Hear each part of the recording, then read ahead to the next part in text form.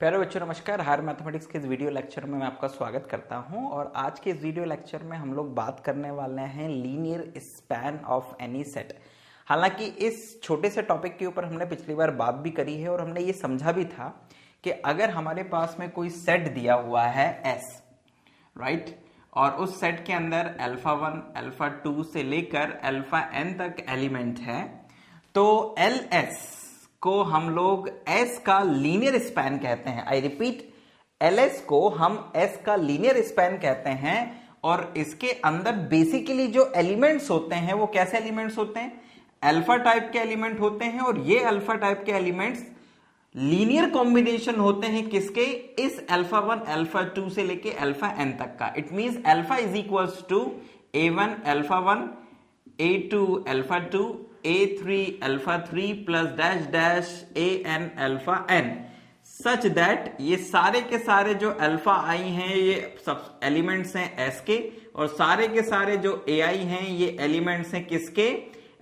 F के, field के। It means ये जो S है बेसिकली क्या था? This is the subset of any vector space VF जहां पर F जो है वो स्केलर फील्ड है। तो अगर किसी वेक्टर स्पेस का एक नॉन एम्प्टी सेट लेते हैं S जिसके अंदर n एलिमेंट्स हैं तो उसके एलिमेंट्स के लीनियर कॉम्बिनेशन से बनने वाले सभी एलिमेंट्स का जो सेट होता है उसको हम लोग LS से डिनोट करते हैं और इसको कहते हैं linear span of S। I repeat, linear span of S। For example, एक एग्जाम्पल से इसको समझते हैं। मान लीजिए कि आपके पास में कोई एलिमेंट्स है, एक S है जिसके अंदर मान लीजिए कि 1 है, 2 है और 3 है और इन तीन एलिमेंट्स से अगर आप LS बनाना चाहते हैं, मतलब जो बनेगा, बेसिकली बनाना क्या चाहते हैं, बनेगी, तो जो LS होगा बेसिकली वो होगा A1 into 1 plus A2 into 2 plus A3 into 3। ठीक, ये होगा बेसिकली जहां पर ये जो जितने भी AI हैं, A1 A2 A3 है, ये फील्ड के एलिमेंट है। फील्ड मतलब वो रियल फील्ड भी हो सकती है, कॉम्प्लेक्स फील्ड भी हो सकती है, डिपेंड्स। तो ये जो कॉम्बिनेशन से जो नए एलिमेंट्स बनेंगे, जितने भी बन सकते हैं एज पॉसिबल, वो सब किसके एलिमेंट्स होंगे? LS के एलिमेंट होंगे। और इस LS के अंदर नॉर्मली ऑटोमेटिकली S भी होगा ही होगा, है ना? क्यों होगा? क्योंकि अगर हम यहां पर A1 की जगह पर 1 करें, A2 की जगह पर 0 करें, A3 की जगह पर 0 करें तो हमें 1 मिल जाएगा। उसी तरह फिर A2 को 1 करें, A1 A3 को 0 करेंगे तो 2 मिल जाएगा। यानी कि अल्टीमेटली जो S होता है वो हमेशा क्या होता है? एक सबसेट होता है LS का। I repeat, S is always a subset of LS, क्योंकि ये जितने भी एलिमेंट S के हैं वो LS के अंदर भी रहते हैं। लेकिन LS के अंदर बहुत ज्यादा एलिमेंट्स होते हैं। क्यों एलिमेंट्स ज्यादा होते हैं? क्योंकि फील्ड के अंदर इनफाइनाइट एलिमेंट्स हो सकते हैं। जो भी आपकी फील्ड है, अगर वो रियल फील्ड है तो बहुत ज्यादा एलिमेंट्स होंगे, उसमें इनफाइनाइट एलिमेंट्स होंगे। अगर वो कॉम्प्लेक्स फील्ड है तो भी उसमें इनफाइनाइट एलिमेंट्स होंगे। सो ये जो लीनियर कॉम्बिनेशन से आपने LS बनाया, इसके अंदर भी इनफाइनाइट एलिमेंट्स होते हैं और S तो होता ही है LS के अंदर। तो लीनियर कॉम्बिनेशन से बनने वाला जो स्पैन है, लीनियर स्पैन है, वो अपने आप में एक बहुत बड़ा सेट होता है और उसके अंदर कई टाइप के एलिमेंट्स बनेंगे, डिपेंड करता है फील्ड के ऊपर। तो इस LS को हम लोग कहते हैं लीनियर स्पैन ऑफ S और उसके अंदर लीनियर कॉम्बिनेशन होता है किसका? S के ही एलिमेंट्स का। अब एक थ्योरम है, सिंपल सा थ्योरम है, उसको हम लोग प्रूफ करेंगे।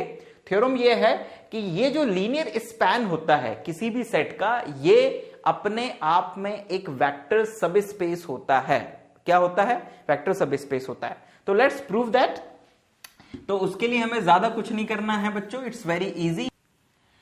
हम लोगों ने वेक्टर स्पेस में पढ़ रखा है कि अगर किसी भी सेट को हमें सब स्पेस प्रूफ करना है तो कैसे किया जाता है, राइट? तो हमारे पास में ये तो हो गया क्या? LS। अब इसको सब स्पेस प्रूफ करना है तो सब स्पेस प्रूफ करने के लिए आप लोग क्या करेंगे? मतलब जो थ्योरम है वो इस तरह से है कि if S is a non-empty subset of vector space VF, then LS is a subspace of VF। ये हम लोगों को प्रूफ करना है बेसिकली, ठीक है? और इसे प्रूफ करने के लिए हम लोग शुरुआत कैसे करेंगे?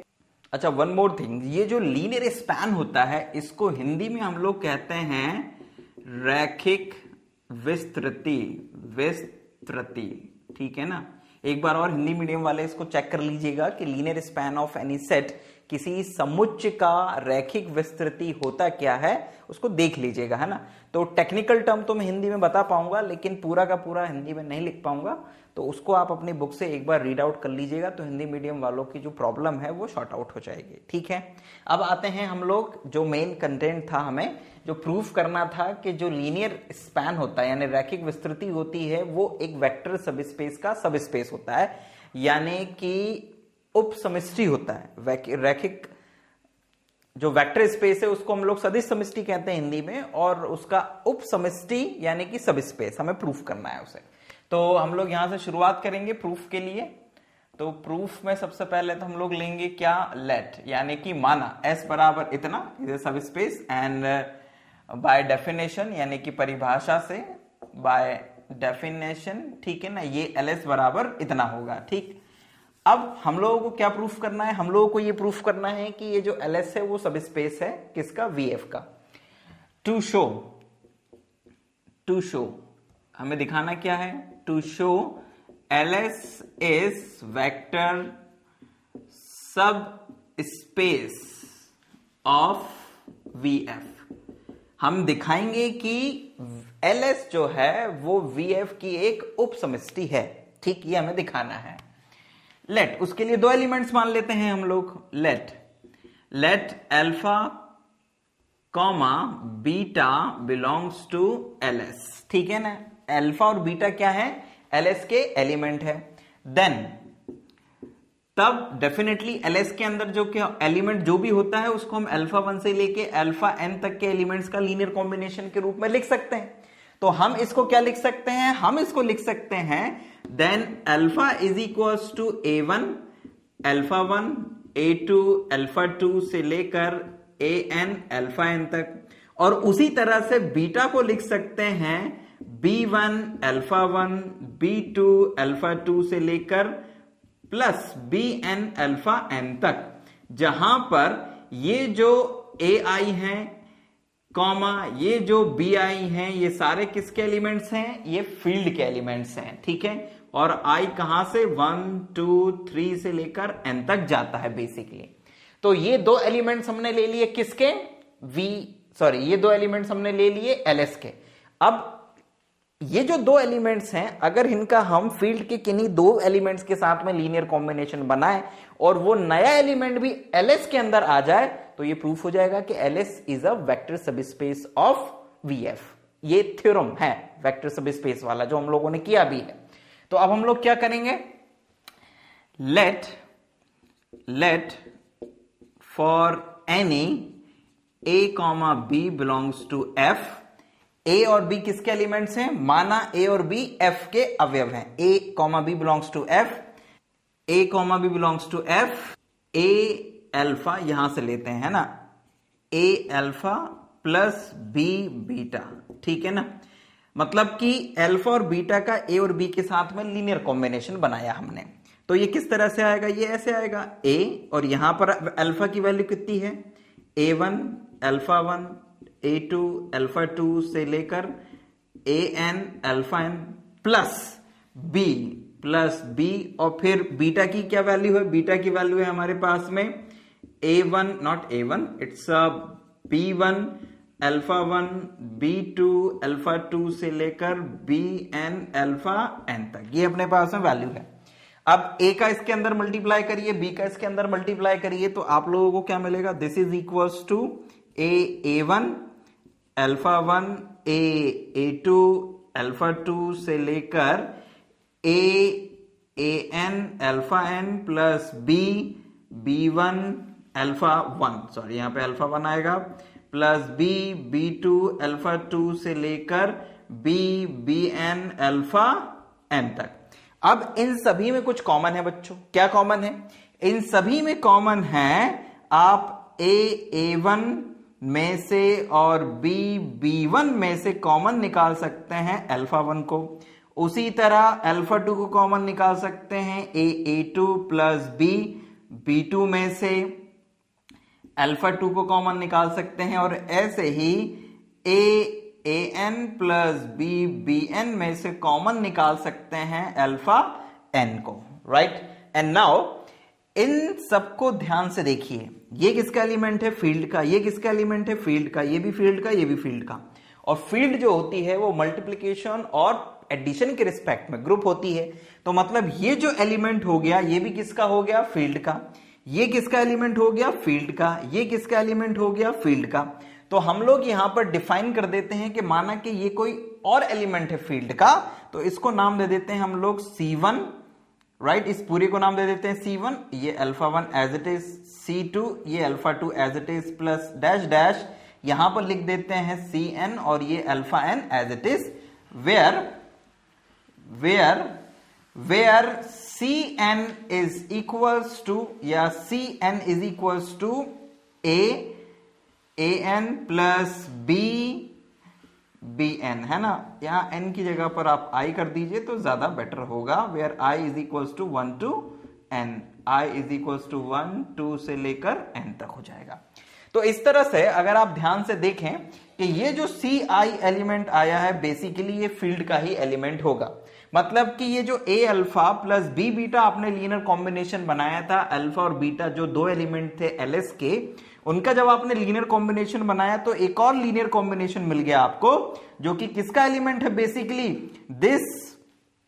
This is belongs to LS, ठीक है ना। ये जो एलिमेंट है ये LS का एलिमेंट होगा। दिस बिलोंग्स टू LS क्योंकि ये अल्फा 1 अल्फा 2 अल्फा n के लीनियर कॉम्बिनेशन से बना हुआ एलिमेंट है। तो यहां पर तो वेयर लिख दीजिए और ये LS का एलिमेंट आ गया। दैट इज यहां पर क्या लिखेंगे? अर्थात for any A B belongs to F and alpha and alpha comma beta belongs to LS implies that A alpha plus B beta belongs to LS, ठीक है। ये LS का एलिमेंट आ गया। This implies that LS is subspace of VF, मतलब जो LS है वो VF का क्या हो जाएगा? सब स्पेस हो जाएगा।